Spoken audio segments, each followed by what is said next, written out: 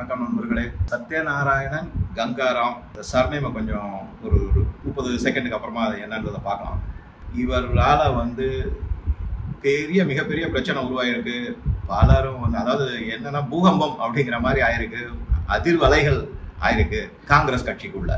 இவரால் தான் இது. இப்போ நான் பேரை சொல்லிடலாம். சாம் பிட்ரோடா. இவருடைய ஒரிஜினல் நேம் சத்யநாராயண கங்காராம் பிட்ரோடா. சாம் பிட்ரோடான்னு வச்சிருக்காரு. அவர் அமெரிக்காவில் சிகாகோ நகரத்தில் வாழறாரு. பேசிக்காக அவர் இந்தியர் தான். குஜராத்தி குடும்பத்தில் இருந்தவர் தான். இங்கே எப்படி இந்த மார்வாடிகள்லாம் ராஜஸ்தான்லேருந்து வந்த மார்வாடிகள்லாம் சென்னை, மதுரை, கோயம்புத்தூருக்கெல்லாம் பிஸ்னஸ்க்காக செட்டில் ஆகிட்டு பல தலைமுறைலாம் இங்கே இருக்காங்களா, அது மாதிரி இந்த குஜராத்தி குடும்பம், இவருடைய குஜராத்தி குடும்பம் ஒரிசாவில் செட்டில் ஆனவங்க. ஆனால் படிப்பெல்லாம் அவர் எங்கே செஞ்சார் அப்படின்னா எம்எஸ்சி பிசிக்ஸ் படிச்சிரு. பிஎஸ்சி எம்எஸ்சி பிசிக்ஸ் எல்லாமே மகாராஜா ஷாயாஜி ராவ் யூனிவர்சிட்டின்னு பரோடாவில் ஒரு ரொம்ப ஃபேமஸ் யூனிவர்சிட்டி இருக்குது. அது இந்த ஆர்ட் கலைகள்லாம் இருக்கலாம், அதுக்கெல்லாம் கூட ரொம்ப ஃபேமஸ். அது நிறைய பெரிய யூனிவர்சிட்டி. அந்த யூனிவர்சிட்டியில் அங்கே மெடிக்கல் காலேஜ் எல்லாம் பெரிய இது காம்ப்ளெக்ஸ். அது அந்த காம்ப்ளெக்ஸில் நான் போயிருக்கேன், பார்த்துருக்கேன். அதில் அவர் எம்எஸ்சி ஃபிசிக்ஸ் படித்தார். ஃபிசிக்ஸ் முடித்த உடனே என்ன பண்ணாருன்னா அவர் 65 66 அந்த வாக்கில் அவர் அமெரிக்காவுக்கு போயிட்டார். அமெரிக்காவுக்கு போயிட்டு அவருக்கு குறிப்பாக அவர் என்ன பண்ணாருன்னா இந்த டெலிகம்யூனிகேஷன் கம்பெனி இருக்குல்ல, அதில் பல வேலைகள் இருந்தார். தானே கொஞ்சம் ரிசர்ச் மைண்டடாக கொஞ்சம், அதாவது எப்பவுமே குஜராத்திகளுக்கும் மார்வாடிகளுக்கும் இந்த பிசினஸ் பண்ற அக்யூமென்ட்னு சொல்லுவாங்க, அது இருக்கும். அதை பேஸ் பண்ணி அவர் என்ன பண்ணாருனாக்கா 2-3 பிசினஸ்லாம் ஆரம்பிச்சாரு. சில பேட்டர்ன்லாம் கூட வாங்கி வச்சிருக்காரு. நிறைய டெலிகம்யூனிகேஷன் மற்ற மாதிரி இதெல்லாம் இன்ஃபர்மேஷன் அண்ட் டெலிகம்யூனிகேஷன் டெக்னாலஜியில் அவர் கொஞ்சம் நல்ல நாலேஜபிளா இருந்தாரு. இது பண்ணாரு. எந்த அளவுக்கு நாலேஜபிளா இருந்தாரு என்னங்கிறதெல்லாம் நமக்கு இப்ப அவ்வளவா இதுவாகாது. அவர் அந்த மாதிரி இருந்துட்டு இருந்தாரு. அப்ப என்ன பண்ணாருன்னா இவர் காங்கிரஸ்ல உள்ள எப்படி வந்தாரு அப்படின்னும் போது பார்க்கும்போது நமக்கு தெரிய வருது. அவர் இந்திரா காந்தி காலத்திலே அவர் காங்கிரஸோட தொடர்பு இருந்தார். இந்திரா காந்தி அந்த டயத்துல அவங்க பிரைம் மினிஸ்டர் இருந்த போது என்னன்னாக்கா இந்திரா காந்தி ரஷ்யாவை சார்ந்துதான் இருந்தாங்க. அமெரிக்கா மேல கொஞ்சம் தள்ளி தான் இருந்தாங்க. ஏன்னா இந்த கோல்டு வார் டைம் அதனால அவங்க ஜெனரலா என்ன பண்ணுவாங்கன்னா இந்திரா காந்தியோ இல்ல வேற எந்த காங்கிரஸ் தலைவர்களோ இந்தியால இருந்து அமெரிக்கால இருந்து யாராவது நட்பா இருந்தா அதை கொஞ்சம் சஸ்பிஷனோட தான் பார்த்தாங்க. அதை ஓவர் கம் பண்ணி இவர் ரொம்ப க்ளோஸா இருந்தாரு இந்திரா காந்தியோட. பல இதுலலாம் அட்வைஸ் பண்ணிட்டு இருந்தாரு, இதெல்லாம் பண்ணிட்டு இருந்தாரு. ஆனா கரெக்டா என்ன ஆச்சுனாக்கா இந்த இந்திரா காந்தி இறந்த உடனே இவர் ராஜீவ் காந்தியோட ரொம்ப க்ளோஸ் ஆயிட்டார். அதாவது ஜிகிரி தோஸ்த் அப்படின்னு இந்தியில சொல்லுவாங்களா, அந்த மாதிரி அவர் ரொம்ப தோஸ்த் ஆயிட்டாரு. அதனால அவருடைய ஒரு மாதிரி என்ன சொல்றதுன்னா அவருடைய நாலேஜ், இந்த எஸ்பெஷலி இந்த டெக்னாலஜி, அதுக்கப்புறம் டெலிகம்யூனிகேஷன், இதுலலாம் ஒரு மாதிரி இம்ப்ரெசிவ் இதை நாலேஜை வச்சுக்கிட்டு அவர் ராஜீவ் காந்தியை ரொம்ப இம்ப்ரெஸ் பண்ணாரு. அந்த டயத்துல ராஜீவ் காந்திக்கு அந்த இளமை துள்ளல்னு வாங்கல, எல்லாத்தையுமே நல்லா செய்யணும், நம்ம கண்ட்ரியை மேல எடுத்து கொண்டு போகணும் அப்படின்லாம் ஒரு பெரிய எண்ணங்கள், ஏக்கம், அதை விட இன்னொன்னு ஒரு ட்ரீம் அப்படின்னு சொல்லலாம், அது இருந்தது அவருக்கு. அதனால இவரை வரவழைச்சாரு. 6 குறிப்பிட்ட ஒரு மிஷன் அப்படின்னு சொல்லி ஒரு ஆரம்பிச்சாங்க.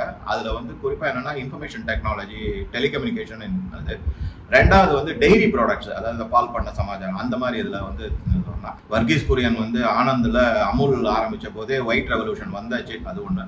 அதே மாதிரி அடுத்தது இவர் அவர் என்ன பண்ணாரு, எவ்வளவு தூரம் கான்ட்ரிபியூஷன்ங்கிறது இன்னி வரைக்கும் எனக்கு தெரியல. அவர் பெருசா பண்ணாம வர்கீஸ் குரியன் செஞ்ச அளவுக்கு இவர் செஞ்சிருக்காருன்றது பார்த்தா எனக்கு அவ்வளவா தென்படல. அடுத்தது என்ன பண்ணாருனாக்கா இந்த இம்யூனைசேஷன் ப்ரோக்ராம், விஷன் இம்யூனைசேஷன் ஒன்று, அது செஞ்சாரு. அது ஆக்சுவலா நீங்க பாத்தீங்கன்னா டெல்லியில ஹர்ஷவர்தன் சீஃப் மினிஸ்டர் இருந்தாரு பாஜகல.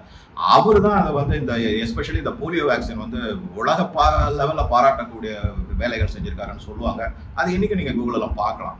அதுக்கப்புறம் என்ன பண்ணிருக்காருனாக்கா இவர் இதை தவிர ஆயில் சீடு அப்படின்னு மிஷன் ஒன்று வச்சாங்க. அந்த ஆயில் சீடுல இந்தியா தன்னிறைவு பெற்ற நாடா இல்ல, ஆயில் சீடுல எண்ணெய் வித்துக்கள்னால அதுல ஏதோ சில இதெல்லாம் செஞ்சிருக்காங்க. அந்த மிஷனா எடுத்து செஞ்சிருக்காங்க. அதுக்கப்புறம் வாட்டர் மிஷன் ஒன்று செஞ்சிருக்காரு. அதுக்கு வாட்டர் மிஷன் செஞ்சது இன்னும் தண்ணி ப்ராப்ளம் இன்னைக்கும் பெங்களூர் உங்களுக்கு எல்லாமே தெரியும், எந்த அளவு தண்ணி கஷ்டப்பட்டுக்கிட்டு இருக்காங்கன்றது. காங்கிரஸ் ஆட்சியில இருக்கு வேற. இப்ப அதுக்கு முன்னாடி பிஜேபி இருந்தது, அதையும் பிளேம் பண்ணலாம், இவங்களையும் பிளேம் பண்ணலாம். அது ஒன்றும் இது கிடையாது, 2 பேருமே ரெஸ்பான்சிபிள் தான் அதுக்கு. அதை தவிர இந்த லிட்ரஸி மிஷன் ஒன்று எடுத்துட்டு வந்தாங்க. லிட்ரஸி மிஷன் இவர் எடுத்துட்டு வந்தாரா இல்ல காமராஜர் கொண்டு வந்தாரா, அதாவது என்னன்னாக்கா யார் ஏதாவது ஏற்கனவே நல்லது செஞ்சிருந்தாங்கன்னாக்கா இங்க எப்படி இப்ப இருக்கிற அரசு எல்லாத்தையும் ஸ்டிக்கர் ஓட்டுறதுன்னு சொல்லி சொல்றாங்களோ, அது மாதிரி நல்லது யாரு முன்னாடி செஞ்சிருந்தாலும் அதை அப்படியே சப்ரஸ் பண்ணி நாங்க தான் செஞ்சோம் அப்படின்னு. அதுவும் எஸ்பெஷலி அது எப்படி போகணும்னாக்கா இந்த காந்தி ஃபேமிலிக்கு அந்த பேர் வரா மாதிரி இவர் எல்லாம் மிஷன் இவர் ஒரு கேபினெட் மினிஸ்டர் ஸ்டேட்டஸ்க்கு அவருக்கு அந்தஸ்து கொடுத்து பதவியெல்லாம் கொடுத்து எல்லாம் வச்சிருந்தாங்க. இது ராஜீவ்காந்தி காலத்துல இருந்தது. அந்த ராஜீவ்காந்தி காலத்துல தான் இவர் என்ன பண்ணாரு அப்படின்னாக்கா வந்து இந்திரா காந்திக்கு அப்புறம் ராஜீவ்காந்தி, இந்த ராஜீவ்காந்தி காலத்துல தான் இவர் என்ன பண்ணாரு, டெலிகம்யூனிகேஷன் நீங்க பார்த்துருப்பீங்க. அந்த காலத்துல எல்லாம் வந்து டக்குன்னு பிசிஓ நிறைய இடத்துல வரும். அந்த அவர் வந்து அதை கொண்டு வந்தாரு. ரூரல் எக்ஸ்சேஞ்ச் எல்லாம், சின்ன ரூரல் எக்ஸ்சேஞ்ச் எல்லாம் கொண்டு வந்தாருன்னு சொல்லுவாங்க. But at the same time அவர் பேர்ல ஒரு மிகப்பெரிய குற்றச்சாட்டு அந்த சமயத்துல வைக்கப்பட்டது. அது என்னன்னாக்கா, அமெரிக்கால வந்து டெக்னாலஜி பயங்கரமா வளர்ந்துச்சு, எஸ்பெஷலி டெலிகம்யூனிகேஷன் இதுல. அப்ப வந்து அவங்க வந்து ஸ்கிராப் மாதிரி இதை யார்ட்டையாவது தலையில தாளணும்னு பார்த்தாங்க. அது இவர் வந்து அதில் மாட்டிக்கிட்டு அந்த டெக்னாலஜி எல்லாம் இங்க கொண்டு வந்தாரு. இவர் வந்து எல்லாம் சப்ஸ்டாண்டர்ட் டெக்னாலஜி அப்படின்னு ஒரு குற்றச்சாட்டு ஏற்கனவே இருக்கு இந்த சாம் பிட்ரோட மேல. அது பத்தி இப்ப ஒன்றும், ஏன்னா நம்ம எங்கேயோ போயிட்டோம், 5G லெவலுக்கு போயிட்டோம் நம்ம. அதனால வந்து அந்த காலத்துல மொபைலே பார்க்க முடியாது. உங்களுக்கு தெரியும், சில பேருக்கு தெரிஞ்சிருக்கலாம். அவுட் கோயிங் காலம்னா 64 ரூபாய் ஒரு நிமிஷத்துக்கு, இன்கமிங் காலம்னா 32 ரூபாய் ஒரு நிமிஷத்துக்கு இருந்த காலம்லாம் இருக்கு. அந்த காலத்துல இருந்து மொபைல் இப்ப இங்க எங்க வந்திருக்கோன்னு உங்களுக்கே தெரியும். இப்ப அதனால வந்து அது சப்ஸ்டாண்டர்ட் டெக்னாலஜி நம்ம தலையில கட்டிட்டாரு, நைஸா வந்து அமெரிக்கா வந்து இவரை யூஸ் பண்ணிக்கிட்டாங்க அப்படிங்கிற மாதிரிலாம் இருக்கு. அது ஒரு பக்கம் இருந்தாலும் இந்திரா காந்தி, அதுக்கப்புறம் ராஜீவ்காந்தி. அதுக்கப்புறம் என்னன்னா, ராஜீவ்காந்தியோட இதுக்கு அப்புறமா அவருக்கே வந்து ஹார்ட் அட்டாக் வந்தது, கேன்சர் ட்ரீட்மெண்ட் இதெல்லாம் போனாங்களா, ஒரு வருஷம் 2 வருஷம் இங்கே வரல. அப்புறம் மன்மோகன் சிங் ஆட்சி வந்தபோது அவர் என்ன பண்ணாரு அப்படின்னாக்கா, கொஞ்சம் திருப்பி உள்ள நுழையிறது பார்த்தாரு. ஏன்னா அதுக்கு நடுவில் வந்து PV நரசிம்மராவ் அந்த மாதிரி நிறையா கட்சிகள் ஆட்சியில இருந்தது, பாஜக கூட இருந்தது. அதனால அங்க ஒரு வேலை அவ்வளவு தூரம் பெனட்ரேட் பண்ண முடியல கவர்மெண்ட் குள்ள பூந்து எதுவுமே செய்யறதுக்கு. அதனால அவர் என்ன பண்ணாருன்னா, மன்மோகன் சிங் ஆட்சியில வந்து ட்ரை பண்ணாரு திருப்பியும். அது என்னன்னா, அவர் வந்து இந்த நேஷனல் அட்வைசரி கவுன்சில்னு ஒன்று ஆரம்பிச்சாங்க. ஏன்னா அது ஆக்சுவலா சோனியா காந்தி வந்து பிரைம் மினிஸ்டரா வர முடியாம ஒரு சூழ்நிலை ஏற்பட்டதுனால மன்மோகன் சிங்கை வந்து பிரதம மந்திரியா வச்சாங்க. அது செஞ்ச போது என்ன பண்ணிட்டாங்கன்னா, இவர் வந்து அதுல உள்ள வந்தாரு. நேஷனல் அட்வைசரி கமிஷன்ல இவரும் ஒரு கமிட்டி மெம்பர், நல்ல ஸ்ட்ராங் பொசிஷன்ல தான் இருந்தாரு, சும்மா சொல்லக்கூடாது. அவங்க வந்து சேர்பர்சனா, சோனியா காந்தி மேடம் வந்து சேர்பர்சனா இருந்தாங்க. அதுல உள்ள வந்ததுக்கு அப்புறம், ஆனா மன்மோகன் சிங் வந்து எப்பவுமே, ஏன்னா அவரும் அமெரிக்கால இருந்து எல்லாம் பல யூனிவர்சிட்டியில இருந்தவர் தான். அதனால அவருக்கு உள்ளூரா ஒரு சந்தேகம் இருந்துகிட்டே இருந்து இவர் கொஞ்சம் தள்ளி தான் வச்சிருந்தாரு, ரொம்ப ஒன்றும் பக்கத்துல வரல.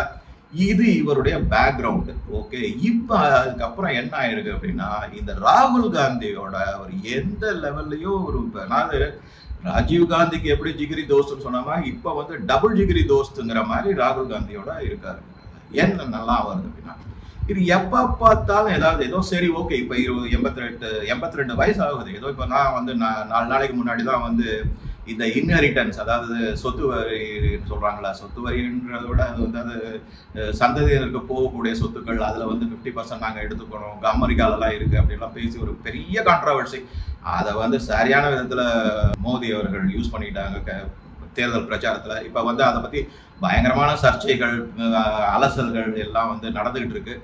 இந்த இடத்துல தான் வந்து என்ன பார்க்கணும் அப்படின்னா, இவர் எப்படி வந்து இந்த மாதிரி வந்தார். இது ஒரு கான்ட்ரவர்சி மட்டும் கிடையாது. அவர் வந்து ஏதோ சரி 82 வயசு ஆயிடுத்து, வயசானதுனால ஏதாவது இவர் இந்த மாதிரி சொல்லிட்டாரா அப்படின்னு பார்த்தோம்னா அது மட்டும் கிடையாதுங்க. இவர் ஆரம்பத்திலேருந்தே நிறைய விஷயங்கள் இந்த மாதிரி கான்ட்ரவர்சியாவே சொல்லி சொல்லி சொல்லி பழக்கமாயிடுது அவருக்கு. ஒவ்வொரு தடவை அவர் ஒரு கான்ட்ரவர்சி சொல்லும் போதும் என்ன பண்ணுவார் அப்படின்னா, உடனே காங்கிரஸ்ல இருந்து ஒரு டீம் வந்து அவர் அந்த மாதிரி சொல்லல, அவர் தனிப்பட்ட ஒப்பீனியன், இது காங்கிரஸ் கட்சிக்கு இதுல ஏற்பு கிடையாது அப்படி இப்படின்னு ஏதாவது சப்பக்கட்டு கட்டி அவரை பூசி மொழிகி இது பண்ணாங்க. ஆனால் இன்னைக்கும் அவர் வந்து என்ன இருக்காருன்னா, ஓவர்சீஸ் இந்தியன்ஸ் காங்கிரஸ் பார்ட்டியோட தலைவரான சேர்மனா இன்னைக்கு இருக்காரு. அவர் பதவி மட்டும் விலக சொல்ல மாட்டாங்க, அது பார்ப்போம். இப்ப என்ன வருதுனாக்கா, இங்க வந்து ராகுல் காந்தி கிட்ட இப்ப எப்படி க்ளோஸ் ஆகுனா, அவருடைய எல்லா டிராவல் பிளானும் இவர் தான் செய்வார். வெளிநாட்டுக்கு போறதா, ராகுல் காந்தி போறதா இருந்தா எல்லாமே இவர் தான் செய்வார். ஓகே, சாம் பிட்ரோட இல்லாம ஒன்றும் செய்ய முடியாது. அந்த மாதிரி ஒரு சுச்சுவேஷன் தன்னை அப்படியே வலுப்படுத்திக்கிட்டாரு ராகுல் காந்தியோட. இது மாதிரி இருக்கும்போது என்னென்ன கான்ட்ரவர்சி எல்லாம் சொல்லியிருக்காருன்னு பாருங்க.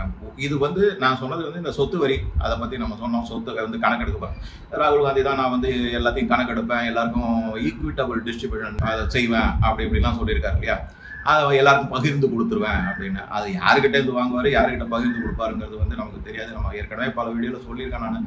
இது வந்து ராகுல் காந்தியை வந்து பப்புன்னு எல்லாரும் சொல்றீங்க நினைக்காதீங்க. ஒரு பயங்கரமான திட்டங்கள்லாம் இருக்குன்னு அந்த வீடியோல நான் சொன்ன போது என் நண்பர்கள்லாம் எனக்கு வந்து ஃபோன் பண்ணுவேன், ஏன்னா இவ்வளவு மோசமா வந்து சொல்லியிருக்க அப்படின்னா. கிடையாது, நீ வெயிட் பண்ணி பாரு, பின்னாடி வரப்போகுது எல்லாம் ஒன்னொன்னா அப்படின்னு. இந்த மாதிரி எல்லாம் நடந்துகிட்டு இருக்கு. இது வந்து இப்ப நம்ம எங்க பாக்குறோம் அப்படின்னா, இவர் சாம் பிட்ரோட என்னென்ன பாருங்களேன். இந்திரா காந்தி 1984 அவங்க வந்து இதை ஷூட் பண்ணி இறந்துட்டாங்க அவருடைய செக்யூரிட்டி கார்டாலேயே. அதுக்கு ரீசன் வந்து தங்க கோவில், அதாவது கோல்டன் டெம்பிள்ல வந்து ஆர்மியை உள்ள விட்டு இது பண்ணாங்க. அது விட்டுருங்க. அவங்க இறந்த உடனே என்ன பண்ணாங்கன்னாக்க வந்து ராஜீவ்காந்தி ஆர்டர் பண்ணாரு அப்படின்னா இன்னைக்கு இருக்கு சஜன் அப்படின்னு இருக்காரு. அதுக்கப்புறம் வந்து கமல்நாத் இருக்காரு. இவங்கெல்லாம் சேர்ந்து என்ன பண்ணியிருக்காங்கன்னா, அப்புறம் ஜெகதீஷ் டிட்லர் அவரும் ரொம்ப ஃபேமஸ், நோட்டோரியஸ் ஃபேமஸ். அவங்கெல்லாம் என்ன பண்ணாங்க அப்படின்னா வந்து டெல்லியில சுற்று வட்டாரத்தில் இருக்கிற சீக்கியர்கள்லாம் பயங்கர ஒரு சோகமான நிகழ்ச்சி. அது வந்து கேட்டபோது என்ன இந்த மாதிரி பண்ணாங்க. அப்போ வந்து ராஜீவ்காந்தி சொன்னாராம், ஒரு பெரிய மரம் விழும்போது கீழே இருக்கிற சில உயிர்கள் எறும்பு மாதிரி சின்ன சின்ன பூச்சிகள் இதெல்லாம் சாகத்தான் சாகும் அப்படின்னு சிரிச்சுக்கிட்டே சொல்லிட்டு போனாருன்னா அது பெரிய கான்ட்ரவர்சி ஆச்சு. அது இருக்கு. அது பட்டது. அந்த சமயத்துல இவர் என்ன பண்ணாருன்னா, அது நடந்து போச்சு, திருப்பி அதே எதுக்கு சொல்லிக்கிட்டு இருக்கீங்கன்னு அலட்சியமா சொல்லியிருக்காரு. அப்ப உடனே என்ன எடுத்தாங்க வந்து எதிர்கட்சிகள்லாம் கையில் எடுத்த போது திருப்பியும் ஃபயர் ஃபைட்டிங் தான். காங்கிரஸ்ல இருந்து சில ஸ்போக்ஸ் பர்சன்லாம் வந்து அவர் அப்படி சொல்லல இப்படி சொல்லல, அவர் வேற விதமா சொன்னாரு. திருப்பி நீங்களே எத்தனை சொல்லுவீங்க. அது வந்து நாங்க இது வரைக்கும் மன்னிப்புன்றது காங்கிரஸ்ல இருந்து கேட்டதே கிடையாது. ஆனா மன்மோகன் சிங் வந்து அதே சர்தார்ஜி அவர் அதுலதான் இருந்தார், சீக்கியர். ஓகே, இது ஒன்று சொன்னார், ஒரு கான்ட்ரவர்சி. அப்போ அதை வந்து டவுசிங் த ஃபயர்ங்கிற மாதிரி அதை ஃபயர் ஃபைட்டிங் பண்ணாங்க. அதுக்கப்புறம் என்ன பண்ணியிருக்காரு அப்படின்னாக்க, இவர் வந்து புல்வாமால வந்து அட்டாக் பண்ணாங்க. அது ஒரு சுகமான நிகழ்ச்சி. அதுக்கு பதிலடி கொடுக்கறதுக்காக பாலாகோட்டுங்கிற இடத்துல போய் இவங்க வந்து பார்த்தாங்க.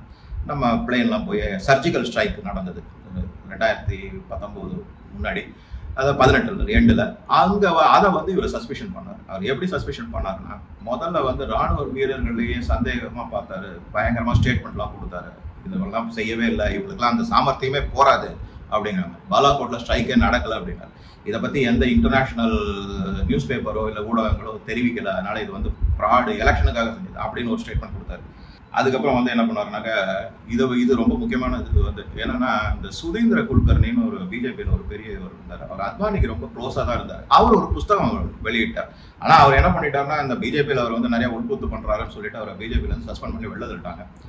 அவர் வந்து எப்போ பார்த்தாலும் பாகிஸ்தானுக்கு ஆதரவாக எழுதின புக்கு தான் அது. அதை இவர் ரிலீஸ் பண்ணும்போது இவர் அந்த டயத்தில் இவர் என்ன பண்ணிட்டாரு அப்படின்னாக்கா, மேடையில் வந்து பொதுக்கூட்ட மேடையில் வந்து எல்லாருக்கும் ஏத்தாப்படையும் வந்து அம்பேத்கரை விட, டாக்டர் BR அம்பேத்கரை விட அரசியல் சாசனத்தை தயாரிச்சதுல வந்து அதுல இருக்க கருத்துக்களை சொன்னது எல்லாமே அவரை விட நேரு தான் அதிகமா அவருக்கு கான்ட்ரிபியூஷன் போட்டிருக்காரு அப்படின்னு ஒரு அம்பேத்கரை ஒரு மாதிரி குறைக்கிற மாதிரி சொல்லிட்டாரு. உடனே அது பெரிய கொந்தளிப்பா ஆயிடுச்சு. இவருக்கு இதேதான் வேலையா அப்படிங்கிற மாதிரி பயங்கரமா மக்கள், அதுவும் அவரை வந்து நீங்க வந்து பாருங்க, மகாராஷ்டிரால வந்து பாத்தீங்கன்னா தெரியும், அவரை தெய்வமா தான் கொண்டாடுவாங்க. பாபா சாஹேப் அப்படின்வாங்க. அந்த மாதிரி பாபானா இந்த சாதுக்கள் சன்னியாசிகள், இப்போ யோகி ஆதித்யநாத் கூட பாபான்னு கூப்பிடுவோம். அந்த மாதிரி ஸ்டேட்டஸ்லாம் அவங்க வச்சிருக்காங்க. அது மாதிரி இவர் அவரை டீக்ரேட் பண்ணோன்னே இவங்க எல்லாரும் ஒரு மாதிரி கொந்தளிச்சு ஒரே நல்லமாச்சு. காங்கிரஸுக்கு என்ன செய்யறதுன்னு தெரியல. திருப்பி உடனே இவரு பாட்டுக்கு அமெரிக்கா கிளம்பி போயிட்டாரு. இவருக்கு என்ன வந்துச்சுன்னு அப்புறம் திருப்பி as usual dowsing the fire fighting எல்லாம் நடந்தது. காங்கிரஸ் பண்ணுச்சு, எங்களுக்கு அது சம்பந்தம். அப்புறம் ஒரு மாதிரி அதை செட்டில் பண்ணாங்கன்னு வச்சுக்கோங்களேன். இப்போ ரீசெண்டாக வந்து என்ன பண்ணாருன்னா, வந்து இந்த மேனிஃபெஸ்டோ தயாரிக்கும் போது கூட அவர் வந்து இந்த equitable distribution, redistribution of wealth, இதை பற்றிலாம் அவரை பற்றி கேள்வி கேட்ட போது அவர் என்ன சொல்லிட்டாருனாக்கா, டேக்ஸ் இன்க்ரீஸ் பண்ண தான் பண்ணுவாங்க. குறிப்பாக வந்து இந்த விவசாய கடன் தள்ளுபடி, அதுக்கப்புறம் மகளிருக்கு 1 லட்சம் ரூபாய் கொடுக்குறேன்னு சொன்னது, இதெல்லாம் பற்றி அவர்கிட்ட கேட்டபோது அவர் என்ன சொல்லிட்டாருன்னா, ஆமாம் இதெல்லாம் வரும், எங்ககிட்ட பணம் இல்லைனாக்கா கவர்மெண்ட் வந்து கொஞ்சம் டேக்ஸ் போட தான் போடுவாங்க. டேக்ஸ் வந்து மிடில் கிளாஸ் அஃபெக்ட் ஆகாதுன்னா, ஆனால் ஆகிட்டு போகுது. மிடில் கிளாஸ்க்கு மெக்னானிட்டி கிடையாது, ஒரு ஜெனரஸ் மைண்டு கிடையாது, இதுவாக இருக்கணும், பெருந்தன்மையாக இருக்கணும், இது மாதிரி செல்ஃபிஷாக இருக்கக்கூடாதுலாம் கமெண்ட் விட்டாங்க. உடனே அதை பிடிச்சிக்கிட்டாங்க எதிர்கட்சிகள்லாம். இது என்னடா இந்த ஆக மொத்தம் நீங்க பாத்தீங்கன்னா இது ஒன்னாச்சா. இப்ப வந்து கடைசியா இப்ப வந்து இந்த இன்ஹெரிட்டன்ஸ் டாக்ஸ், அதாவது சந்ததியினருக்கு தன்னுடைய தாய் தந்தையருடைய சொத்து அவங்களுடைய பிள்ளைகளுக்கு வரும்போது அதன் மேல டாக்ஸ். அதுல குறிப்பா அவர் என்ன சொல்லிட்டாருன்னா, ஏதோ ஓகே சாதாரணமா இருந்தா பரவாயில்ல, ஏன் முன்னாடி இருந்திருக்கு இதெல்லாம். நான் இன்ஹெரிட்டன்ஸ் டாக்ஸ் எல்லாம் வந்து நான் இன்னொரு வீடியோல அதை பத்தி டீட்டெயிலா சொல்றேன் உங்களுக்கு. ராகுல் காந்தி, பி சிதம்பரம்லாம் எப்படி இது பண்ணாங்கன்றத. இப்போ வந்து இந்த வீடியோ பர்டிகுலர்லி அபவுட் சாம் பெட்ரோடா மட்டும்தான், அதனால வந்து அதை தவிர்ப்போம் நம்ம. இங்க வந்து இவர் என்ன சொன்னார்னா, அமெரிக்கால வந்து பல மாநிலங்கள்ல வந்து இப்போ $10 பில்லியன் இருக்குனாக்கா $5.5 பில்லியன் வந்து கவர்மெண்ட் எடுத்துட்டு ஈக்விட்டபிள் டிஸ்ட்ரிபியூஷன் கொடுத்துருவாங்க, ரீடிஸ்ட்ரிபியூஷன் கொடுத்துருவாங்க. ஆனா $4.5 பில்லியன் தான் அந்த பசங்களுக்கு போய் சேரும் அப்படின்னு. அது வந்து இன்ஹெரிட்டன்ட் டாக்ஸ் அப்படின்னு சொல்லியிருக்காரு. இது ஆக்சுவலா வந்து நீங்க பாத்தீங்கன்னாக்கா வந்து நம்ம அப்புறம் ஃபர்தரா எல்லாம் சர்ச் பண்ணோம். அமெரிக்கால வந்து 50 ஸ்டேட் இருக்கு. அது வந்து என்னன்னா, எல்லா ஸ்டேட் அங்க வந்து ஸ்டேட்டுக்கு தனி சில அதிகாரங்கள்லாம் இருக்கு. எப்படி இந்த இங்க வந்து எஜுகேஷன் ஸ்டேட் சப்ஜெக்ட், ரிவர் சேல்ஸ் சப்ஜெக்ட்னு இருக்கிற மாதிரி அங்கேயும் இருக்கு. அது அங்க என்ன பண்ணிட்டாங்கன்னாக்கா ஒரு சில மாகாணங்கள்ல வந்து 1லிருந்து ஒரு 17-18% வரைக்கும் இந்த இன்ஹெரிட்டன்ஸ் டேக்ஸ் ஒரு 5-6 மாகாணத்துல மட்டும்தான் இருக்கு. அதுவுமே சில கண்டிஷன்ஸ் இருக்கு. அதுல அப்படி ஒன்றும் பிளாங்கெட்டா வந்து டேக்ஸ் பண்ற மாதிரி கிடையாது. இதெல்லாம் சில இதெல்லாம் இருக்கு. இவர் என்ன பண்ணிட்டாரு, என்னவோ பெருசா இவர் தியாகம் செஞ்ச மாதிரி அது மாதிரி இங்க இந்தியாவில கொண்டு வந்தா என்ன தப்பு, நீங்க சொசைட்டிக்கு வந்து இது பண்ணணும், செய்யணும், உதவணும், மக்கள் பெருந்தன்மையோட தங்களுடைய பணத்தை கொடுக்கணும். அதுக்கு நிறைய பேர் அதுதான் இப்ப பெரிய கான்ட்ரவர்சி ஆகி மோடி பிரைம் மினிஸ்டர் வந்து மங்கள் சூத்ராங்கிற டாபிக்கை கொண்டு வந்து எடுத்து மக்கள் கிட்ட இந்த மாதிரி மேனிஃபெஸ்டோல இருக்குன்னு. ஆக்சுவலா என்ன ஆயிடுச்சுனாக்கா இவருக்கு தெரிஞ்சது வந்து ஆக்சுவலா இது கான்ஃபிடென்ஷியல் மேட்டரா இருந்திருக்கு. ஏதோ வளரிட்டாரு அப்படின்னு அதான் சொல்ல. நான் 82 வயசுல தான் இப்படி வளர்னாருன்னு பார்த்தா இல்ல, இவருக்கு வளர்றது ஆரம்பத்துல இருந்தே இருந்திருக்கு. 1984ல இருந்து பாத்தீங்கன்னா 16, 24, 40 வருஷமா வளரிட்டு தான் இருக்காரு. அவங்க அப்பப்ப ஃபயர் பண்ணுறாரு. இப்ப இந்த விஷயத்த சொன்ன இந்த இன்ஹெரிட்டன்ஸ் டாக்ஸை பத்தி சொன்ன உடனே என்ன ஆயிடுச்சு, அது பெரிய இஷ்யூ ஆயிடுச்சு. கர்கே வந்து சொல்றாரு, மோடி கிட்ட டைம் கேட்டிருக்காரு, நான் வந்து உங்களுக்கு எல்லாத்தையும் எக்ஸ்பிளைன் பண்ணி சொல்றேங்கிறாரு. இன்னொரு பக்கம் ஜெயராம் ரமேஷ் என்ன சொல்றாருனாக்க எங்களுக்கு அதுக்கு சம்பந்தம் இல்லாத ஒரு தனிப்பட்ட ஒப்பீனியன், அதை தான் காங்கிரஸ் ஃபாலோ பண்ணணும். அப்ப மேனிஃபெஸ்டோல என்ன இருக்கு, சரி ஓகே மேனிஃபெஸ்டோல சொல்லியிருக்கீங்க, அதை எடுத்துருங்க, இல்ல அது இல்லைன்னு சொல்லுங்க அப்படின்னா சரி. அதை விட இன்னொரு இதுன்னா இவரை சஸ்பெண்ட் பண்ணுங்களேன். இந்த மாதிரி எப்ப பார்த்தாலும் வளரிக்கிட்டு காங்கிரஸ்க்கு எப்ப பார்த்தாலும் ஒரு ட்ரபிள் கொடுத்துக்கிட்டே இருக்காருல்ல, எதையாவது சொல்ல கூட அதெல்லாம் சொல்லிட்டு இருக்காருல்ல, அப்ப அவரை ட்ரபிள் வந்து எடுத்துருங்க. எடுக்க முடியல. ஏன் அப்படின்னா இவர் ராகுல் காந்தியோட ரொம்ப க்ளோஸா இருக்காரு. அவருடைய எல்லா திட்டங்களும், அதாவது வெளிநாட்டு பயணம், அவர் எங்க ஸ்டே பண்ணுவாரு, யாரை பார்க்கணும், இன்ஃபேக்ட் நீங்க கேட்டீங்கன்னா ஆச்சரியப்படுவீங்க. இது வந்து இவர் வளர்னதோட இல்லாம ராகுல் காந்தி எப்படி வளர வச்சிருக்காருங்கிறதையும் பாருங்க. அவர் என்ன பண்ணாருன்னா, இந்தியா வந்து ஐரோப்பிய நாடுகளோட வந்து சுமூகமான உறவே வச்சுக்கல, இத வந்து அவங்களோட ஒரு மாதிரி சண்டை போடுற போக்குல இருக்காங்கன்னு. அதுக்கு வந்து அமெரிக்காவும் இங்கிலாண்டும் வந்து இந்தியாவை கண்டிக்கணுங்கிற மாதிரி சொல்ல வச்சுட்டாரு. அவரை ராகுல் காந்தியை சாம்பிட்டோட சொல்ல வச்சிருக்காரு. அது மாதிரி அவரும் சொல்லியிருக்காரு சில பேரோட மீட்டிங்ல, இதுல எல்லாம் கான்ஃபரன்ஸ் இது மாதிரிலாம் சொல்லியிருக்காரு. அது தவிர இன்னொரு முக்கியமான IUML பத்தி, இந்தியன் யூனியன் முஸ்லீம் லீக் பத்தி நீங்க என்ன நினைக்கிறீங்க அப்படின்றதுக்கு வந்து it is a very secular party. In fact வந்து இந்துனுடைய டெரரிசம் தான் வந்து அதிகம் அப்படிங்கிற மாதிரி சொல்லிவிட்டாரு. அது ஒரு மீட்டிங்ல சொல்லியிருக்காரு. இந்த மாதிரி பல கான்ட்ரவர்ஷியல் ஸ்டேட்மெண்ட்டை ராகுல் காந்தியும் சொல்ல வச்சிருக்காரு. இந்த சொல்ல வச்சதுன்னா அவருக்கு எல்லா ஏற்பாடும் சகலமும், இது வந்து நான் இந்த இடத்துல வந்து இந்த சகலமும் கொஞ்சம் அழுத்தி சொல்றேன், நீங்க புரிஞ்சுக்கலாம்.